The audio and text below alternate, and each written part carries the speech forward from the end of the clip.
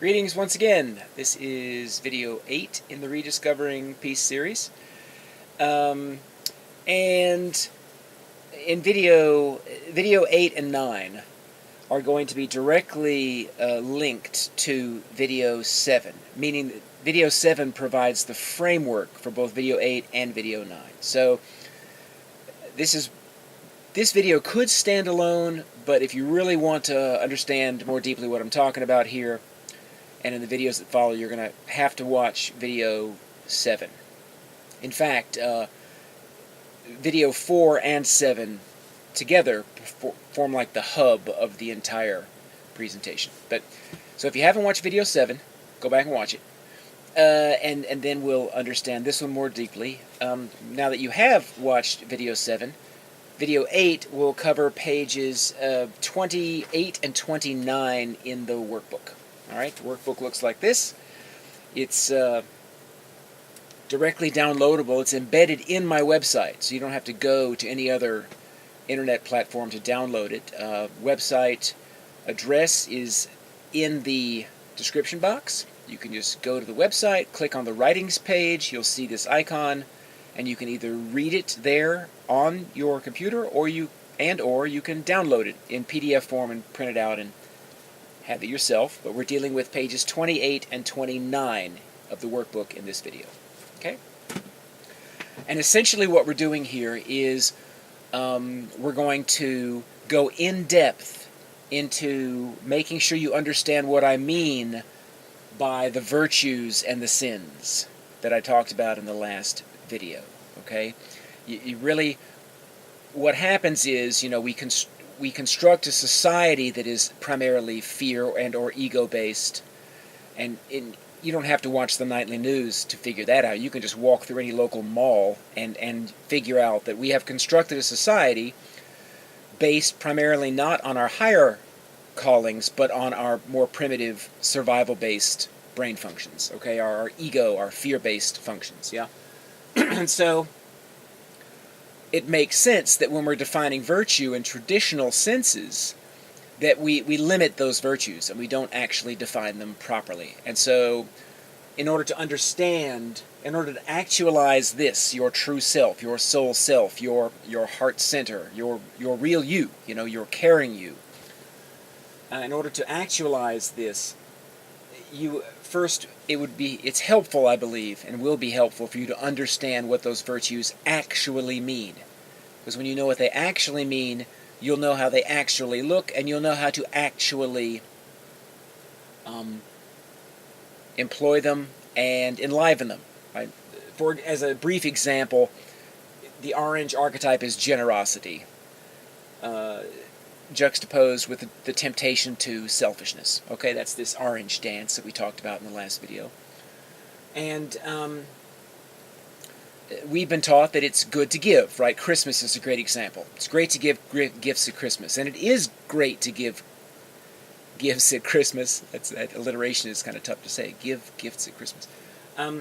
And doing so, for the most part, even though it's a good thing, that's not the generosity we're talking about, right? That kind of small g generosity is not going to pierce this veil. It is not going to reconnect you, for the most part, with the bliss of remembering and capital M, membering, reactualizing the fact that you are a part of the one, that you are linked directly and intimately with the other, right? And then feel the bliss that comes from that experience. It's not going to happen from a Christmas gift given to somebody, for the most part. It's not selfless enough, it's not self-sacrificial enough, it's traditional, it's often done out of a sense of obligation, it's often done subconsciously because we want to get gifts in return, it's part of our tradition, it's expected of us, etc., etc. It's not difficult enough to be powerful enough to fulfill the capital G generosity that is being discussed. So that's just kind of an example of how we have to really broaden these virtues before we can truly actualize them, right? So that's what this video is going to be about, redefining the terms. As far as this diagram goes, when you watch the last video, you'll notice that I have a pencil in my hand because I wanted to draw these lines in the center of the diagram with pencil, and then I just kept using the pencil. And so I'm referencing this diagram that in the video is almost, I could see it because I'm right here. I can see the pencil. But I realized when watching the video that I have posted, anyway, you know, it's pencil, you can hardly see it. So I've gone over that with marker here so you can see it more clearly. What this is, and I didn't mention in the last video either, it's a cross-section of you. This is a cross-section of one instant of your life in your universe. So if the universe or your world, yourself in everything in and around you, yeah, your life, is an orange, right? You cut right through the middle of it. This is looking at the cross-section of you and your life, okay? Everything inside this little wavy line here, which is region 6 on your diagram on page 26, yeah, your body, everything inside this little line right here is, of course, a dynamic happening inside of you, yeah, mentally, emotionally, hormonally, spiritually, psychologically, yeah. Everything on the outside of that, yeah, is your body and minds. This is the mind. This level is the mind and the body, the mind-body, how you are interacting with your environment. This is your immediate environment here. And, of course, everything beyond that, which is interconnected with the environment, right, that you don't directly perceive. Okay? So this external dance will be talked about in video 9, the next video. Okay, so everything outside of your body and how you can use that relationship with your surroundings to awaken your true self and live a more powerful, peaceful life will be talked about in the next video. This video is going deeper into this dynamic, which all centers around here. Inside your body-mind, you have an ego, which, as I mentioned in the last video, is formed by the cumulative layering of psychological scar tissue, or psychological sludge, for lack of a better term, left behind every time you make a selfish response to a challenging or painful situation. In our childhood, that was all we did. To survive, we just made self-protective decisions over and over and over again, and every time we did it, we survived. We labeled those decisions as good because they helped us to survive. We didn't know any differently because we were still very primitively programmed to follow the impetus of our reptile brain, which only wants us to care for self and live as long as possible for self, right? And so we made thousands and thousands and thousands of very reasonable, very selfish decisions in response to fear, sadness, anger, disconcertion, frustration, etc. And this layered emotional memories into our cellular existence, into our subconscious mind, that then formed our ego, our identity, and our behavior patterns and our personalities, ways that we formed as individuals, unique ways to respond to life in a way that will maximize our ability to survive and further our lives. Okay, that's ego. That's this fog here that you see, yeah? And embedded in that fog are the archetypal 9 deadly sins, which we're going to talk about in a minute, yeah? Of course, deep inside of that fog, that we can feel physiologically sometimes here, whenever we see anybody else do something beautifully noble and are self-sacrificial, or read about it in a novel, or see it on the movie screen, or do it ourselves, yeah? You tear up from joy, you feel it, and it's not you witnessing it and saying, that is beautiful. What happens is you're awakening to the fact that that's you. That could be you, that is actually what you, in the most deepest way, desire to do in those situations. And the welling up is not a response to this, it is actually a remembering of who you really are, of who we really are as humans, which is namely parts of a whole. And we've been taught since childhood in this interesting machine we're all walking around in, we have to take care of us versus them. You know, we have to harmonize ourselves in this external surroundings. And yet, On a deeper level, we understand on a more profound way that we are a part of it intricately, that we are one with all of it. And when we break through this temptation of ego and reptile brain and selfishness and selfish programming and cultural norms and expectations, etc., with courageously loving action, we embody that oneness and we feel again what it feels like to be one. We feel a remembrance of that truth, and that brings this bliss and this empowerment of which I speak and of which this entire presentation shares. Right? This is the gift. This is the gift. So, and yet the question then becomes, how do we pierce it? The ego, as I mentioned in video 6, the ego has dozens of ways that it convinces you you're actually piercing the veil when really you're not, to keep you from doing it, because the ego believes that if you engage in selfless love, it will die. It won't die. All you're doing is taking the steering wheel out of its hands and saying, I'm going to drive. My real me is going to drive in this moment.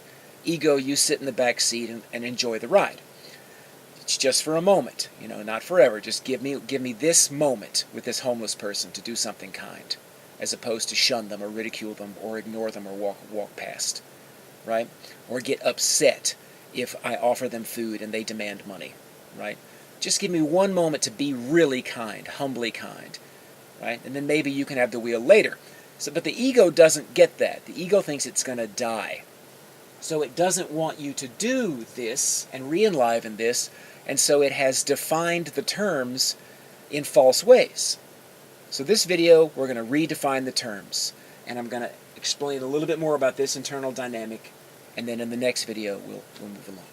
So I made some notes. I don't want to forget anything. This is again page 28 and 29, and I'm kind of going to pull the major nuggets out of 28 and 29 in the workbook and redefine the terms. Okay? So there are 9 noble virtues that I rediscovered during this experiment with truth in Hawaii in those 2 years. Virtues that whenever they are radically practiced, without fail and without exception, always bring peace, always bring and or joy, and or at the very least always enhance the harmony in their immediate surroundings when they are so enlivened. Okay? First of which is the black archetype, which is acceptance. Sometimes we label this as forgiveness. I turned it into acceptance because forgiveness is a really loaded term. Acceptance, forgiveness, it doesn't mean that you forget a wrong. And it doesn't mean that you are supporting or condoning a wrong done to you or another. You're not saying, I forgive you, what you did was okay. I forgive you, and I agree with what you did. That's not what forgiveness is. Forgiveness actually says, hey, that caused a lot of pain to me and or another, yeah? And I see beyond that behavior, and I forgive your ego for making that fear-based selfish choice. I see the real you beyond and through your behaviors. I don't condone the behaviors. I will try to stop you from harming another in the future if I get the chance, right? And I love you anyway. I forgive you. I see you anyway. That's divine forgiveness, okay? The red archetype is labeled as patience. And this is an important one because to redefine, because standard patience means you wait around for things to get better, or you wait around for someone to behave more appropriately, or you don't react on the chance or the hope that someday someone will get it, or it's always future speculative, and it's always based on non-acceptance of the present. It's always based on judging the present, either be it the person or generally the situation, as being less than, and then waiting for it to get better. Yeah? That's the opposite of actual capital P patience. Capital P patience says you see what is in this moment, no matter what it is. Be you looking at a situation or a person, or an individual or another being, doesn't matter. You see it for what it is, you accept it for what it is, and then you choose to act smoothly anyway. It's smooth action. It's detached action. It's action that is well-intended and without expectation or hope. Okay? And you're doing that, you're not forcing the issue. It's not goal-oriented. It doesn't have a hope or an expectation or any trust. It just says, hey, this is what it is. Here are a list of things that I can think of right away that might very well bring more peace and harmony to this situation. I'm just going to smoothly and enthusiastically and non-judgmentally do them. That's capital P patience when I mention patience. That's what the soul sees patience as. Okay? Next archetype is the generosity, the giving archetype, right? Orange. We've been taught that giving is often a material thing, of course. We give of what we have, our stuff, even our time, right? And we've been taught that it's draining, right? That's the logic of it, is when I give of something that I lose something in the process. Oftentimes we've been taught that if we give of ourselves, we become exhausted. Yeah. Actually, if that happens, you are not tapping into capital G generosity. That's a perverted form of giving. Real giving is effortless. It is energy infusing. Yeah. Effortless is possibly a misleading term. You do choose it. You do embody it. You do expend energy in your giving. But you're giving more of yourself than your time, and of your time more than your things, and of your things more than your money. You're giving of yourself. And because you're doing so without concern for self, generally, if you're actually giving to another purely, joyfully, self-sacrificially, it is energizing, not energy draining. Yeah? This is why you'll see stories of aid workers going 4 days, going many days without food or rest, and just full power. I've experienced this myself, when I've gone many days with very little food and very little rest, and been at full tilt. I've just been juiced and really had no trouble at all giving and giving and serving and serving, because I was being energized from this dynamic, from the whole, as opposed to from my own needs, yeah, my own fears and needs. Okay, as an aside, and this is a tricky one. I'm tempted not to mention it, but as soon as you say I'm tempted, that's kind of a clue to say it anyway. So I'm going to have faith in your strength to hear this. You can give to another by intentionally not giving to them. Now, the Zone 2 trap here is that you'll say, oh, I'm not going to be kind to that mean person because that's enabling their mean behavior, and you'll pull the plug on your kindness. Remember, kindness doesn't say I support your painful actions. Kindness says I love you anyway, right? And yet, if you have repeatedly and continually over a longer period of time given to another person unconditionally and selflessly, and they have chosen to repeatedly and continually and over a period of time use that gift to choose to entrench a dysfunctional behavior, then thereafter, at some point, it can become a gift to say, I'm either going to give to you differently, or I'm not going to give to you because you have shown me repeatedly over time that you use that love to justify yourself your own poor choices, right? This is extremely rare. Almost always, please, and for longer periods of time, err on the side of giving too much before pulling out as a gift. Okay? But that was important to mention. Yeah, it is possible to give by not giving. Yeah. Anyway, but for the most part, just give. Err on the side of giving, right? And if you give to someone and it bears bad fruit, and they respond poorly, or it appears to cause more discord as opposed to harmony, that doesn't mean stop giving entirely. It means give differently next time. Okay? Yeah. Your ego will continually want you to stop making the courageous veil piercing. It'll find any reason possible to get you to rationalize not courageously giving. So just give anyway. The next archetype is the yellow archetype, gratitude, right? Gratitude is not reciprocal, okay? That meaning real gratitude doesn't say, oh, you did something great for me, now I'm going to do something great for you. Now, it's fine to do that, but you're not piercing the veil at that point in time, right?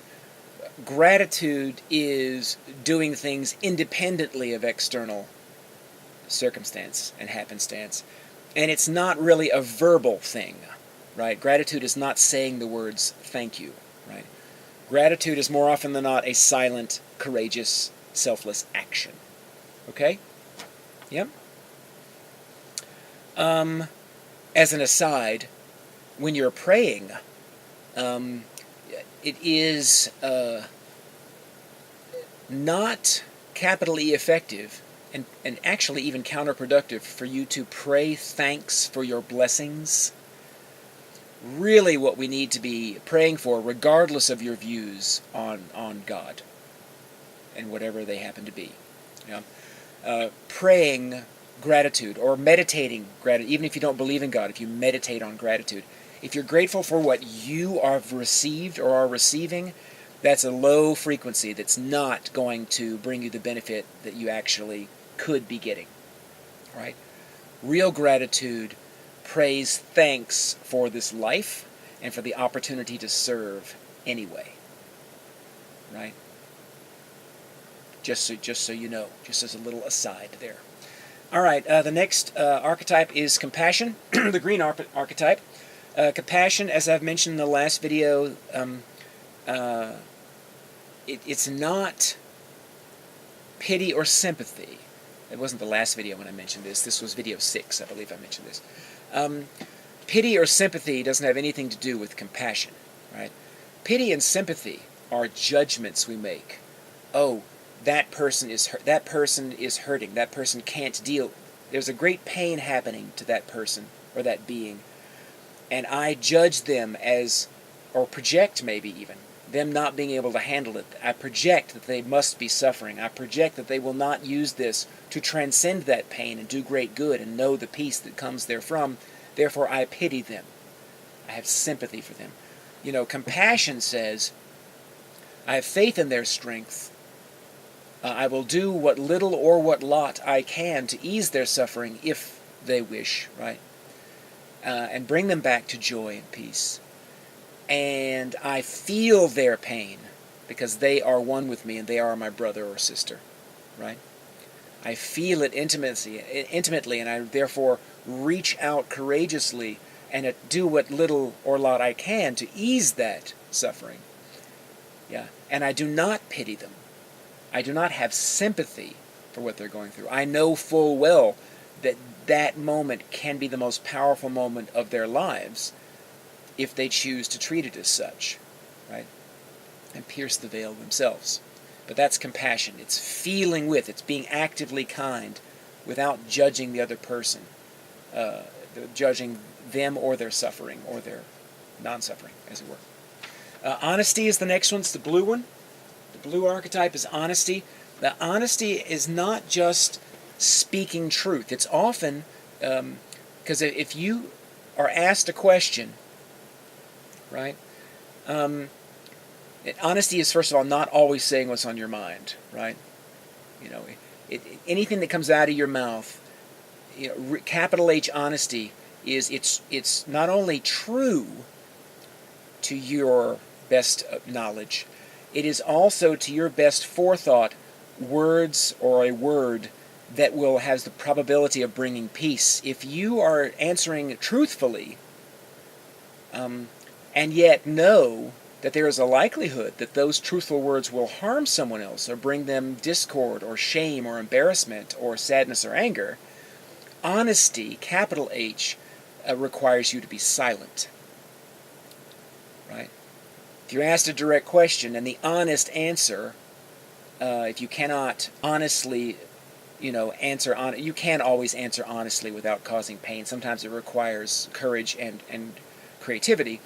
And yet, if you can't in that moment really think of anything honest that is also peace-inducing, the only honest answer is silence and a smile. Right? And more importantly than that, honesty, capital H. Honesty, as far as the soul is concerned, is based also on your deeds. It's a verb. All of these virtues also are verbs. They have to do with what you do more than what you think, feel, or say. So I'm not being really, really honest and embodying truly the blue archetype of honesty of my own heart, brain, soul, unless I am actually living a life that is honest, that is in harmony with the inclinations of that caring being, right? It's kind of a higher level of honesty. Humility is the indigo archetype. This is not indigo, I know, but I had no indigo pen. This is indigo archetype, humility. Humility is not self-deprecating or subservient. It doesn't say, oh, I'm not worthy, God. I'm going to humble myself before you and bow down before you, and I've made mistakes and I'm no good. That is not humility, right? That's what we've been taught, that humility is small h. But that's not at all humility on a divine plane. Humility, capital H, is knowing your strength, right? It's knowing that you don't know for certain, and yet at the same time knowing that you are a powerful being anyway. In fact, it's knowing that you are a powerful being because you don't know, because you can't be certain, and are going to love anyway, right? Because you're not sure how your love is going to be received, you're going to love anyway, and that makes you powerful. It's faith in that power that makes you humble. So that kind of flips on its head as well, okay? Most importantly, you know that when you sit down and say, oh, I'm not worthy, God, or oh, I'm so sorry, I'm such a bad person, that's not humility, okay? That's the opposite of the humility we're talking about. The next archetype is purple. It's wonderment, or awe, appreciation of beauty or life, yeah? And while it is good to appreciate things that are unusual and grandiose and amazing, that counts, that's not really veil-piercing, right? You pierce the veil with wonderment when you realize there's no such thing as normal, right? And the more you do this, the more readily your veil of familiarity will be pierceable, and you'll find yourself noticing more and more and more consciously that you are living in the midst of just a slew of miracles, right, and wonderments, and that everything around you is astoundingly beautiful, right? The color of my green tea here, or the way a pencil sharpener works, or it just goes on and on and on. When you pause long enough to see everything anew, right? And you take the most normal or ugly thing in your environment and then see the beauty in it as though you've never seen it before. See as though you've never seen it before and appreciate it as though you'll never see it again. That's wonderment. And what a blessing that our brains work the way they do, that wonderment is ever available, because 99.99% of everything in our surroundings we have already categorized as normal. We've surrounded ourselves purposefully with the normal and the familiar, the safe. So just pause in any moment and look at anything closely, as though you've never seen it before and as though you'll never see it again, and you will too be awashed with wonderment, and that will inevitably inspire you to treat your life accordingly, to inspire you to serve and want to be so grateful that you're in this beautiful world, that you want to make it harmonious, that you want to bring joy and peace to it, that you want to remind other people how beautiful that tea is, that green tea is, right? Or that color green, or that tree, or that person, right? That person. Okay? It's wonderment. And the last value is faith, and this is also an important one because this one also flips on its head when compared to the traditional definitions of faith.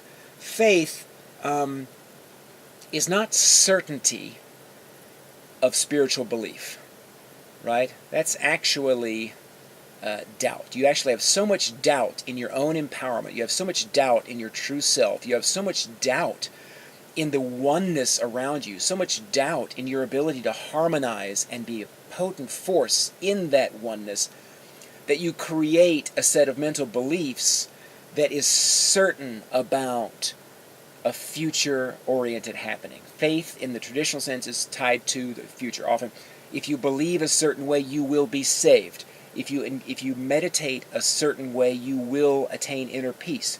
If you do enough years of yoga, you will become enlightened. Will be. Self-focused, future-focused. This is not faith. This is not that kind of faith in yoga, that kind of faith in religion, that kind of faith in God. Is small f faith, and it keeps you. It actually builds a strong, very thick wall, a prison cell even, that keeps you from embodying your true self. It keeps you from actualizing real faith. Real faith says, I don't have the equipment to know anything for certain. No one knows anything for certain, right, in the world, based on just the way reality is constructed, right? The relationship between perception and matter, and also the limitations that I talked about or mentioned in previous videos indirectly, the limitations of our own brain. Cannot process truth or reality objectively, ever. We always have a huge gap between what we know to be true and what actually is, and that's just the way it works. Real faith is aware of this, accepts the fact that we don't know, and yet, even though it is a great mystery, and even though we cannot be certain that our love will bear any fruit, even though we cannot be certain that giving to this person will be a good thing or be received, even though we cannot know that this stuff Scought's talking about actually works, right? Your ego is rejecting this as we speak. You will not know that this works until you realize that I might be wrong, and you try it anyway, and then it blossoms for you and it happens, right? Real faith is not knowing, but leaping lovingly anyway. Okay? Very strongly tied with humility in that sense. Okay? So, those are the virtues. Now you more deeply understand what these are, these 9 equal facets of love, or 9 equal facets of the diamond that is your true self within you. So now you automatically also know more accurately what you have to do and for whom and how you have to do it to pierce the veil. It is, in closing, it's important to realize that the sins that are opposite all of these virtues, right, are not bad. They're not bad. They're going to keep popping up in your life. You're programmed to feel all of these 9 deadly sins, these 9 selfish inclinations that combine to form the ego. All of them are inspired in fear, and the fearful responses that you made in your past that created your emotional memories, that created your ego and your personality, and the way you choose to respond automatically to certain situations in your life, all situations in your life, actually. They're not bad. If you see them as bad, the ego wins. Then it creates this duality again, and you'll fight against them and you will lose. Important in this diagram is embrace them as allies. Okay? Meaning that condemnation of others, which is the opposite of acceptance, right? This is criticism, this is any negative analysis, this is comparing things to judge one of them against the other. These aren't bad. What they are is they empower your acceptance. When you choose to accept anyway, because of this impetus, because of this desire to criticize and analyze, when you choose to forgive anyway, that forgiveness becomes powerful. And all of a sudden the sin becomes the dam holding the water back, that when the water goes through anyway, it powers the city. It can light up a city, right? Same is true here in the red archetype with patience, right? So frustration, hope, expectation, trust, worry, these aren't bad things. They simply are roadblocks that when we choose to be patient anyway, to flow and with detached action for others anyway, that action becomes powerful. Right? The sin empowers the virtue when we choose to engage the virtue anyway.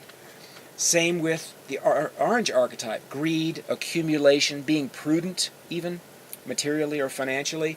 When we have these temptations, they're not bad. We know, I'm feeling greedy right now, I'm hoarding for myself, and I really want this and want that.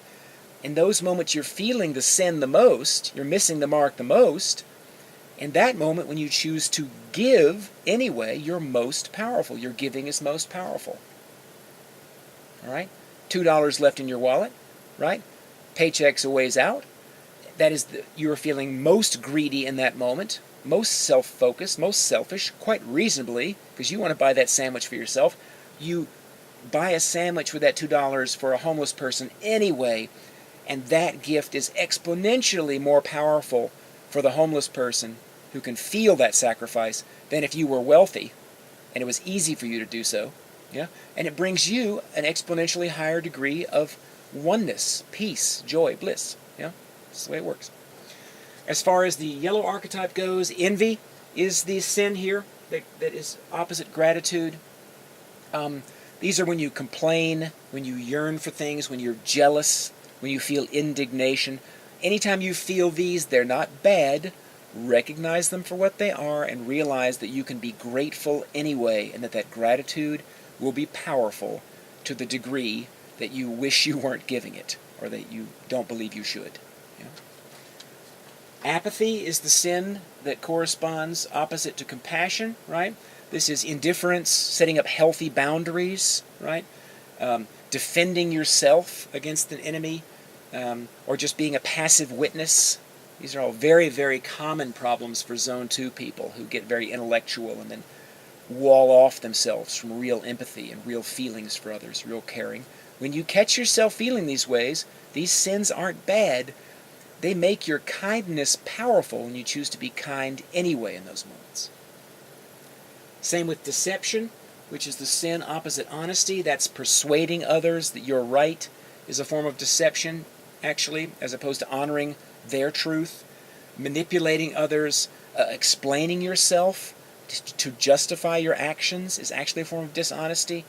Anytime you go overly verbal as opposed to immersing yourself in calm action that is true to you and your real being, when you catch yourself doing that, take a pause for a quarter of a second, shift gears, and be honest anyway. Flagrantly honest, if you think that would inspire someone to awaken to greater senses of peace or joy, and courageously silent, and just kind indeed with your deeds, if that is more in harmony. Yeah? Okay? Indigo archetype is, of course, arrogance is the sin, opposite humility, and this is giving advice to others, especially unsolicited. If someone does solicit advice, it's, as a side tip, wise and kind to not give direct advice. We humans, we tend to follow the advice and the courses of action that we discover ourselves or think we discover ourselves, which is why Zen koans are so effective. It's why Jesus taught in parables to encourage others to discover themselves the truth. So if you ever are asked for advice, you're doing people a great service not to tell them specifically your answer, but to allude to it. But do not give unsolicited advice, ever. That's arrogance. Commiseration says basically the other person says, woe is me, and you are judging them saying, yes, you are too weak to transcend your suffering. I have empathy and I feel with your pain. But commiseration says, you are too weak, poor you. And that's arrogant, making that judgment.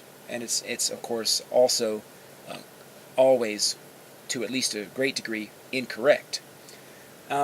So, when you feel these things, if you realize them and pause, you can choose to be humble, capital H, which involves being kind anyway. Right? Realizing that you are strong. Realizing that the other is strong, honoring their strength, and doing what you can to reawaken them to the fact that their challenges are opportunities, and that you love them and are there to help them or serve them if they wish. That's humility in the face of pride.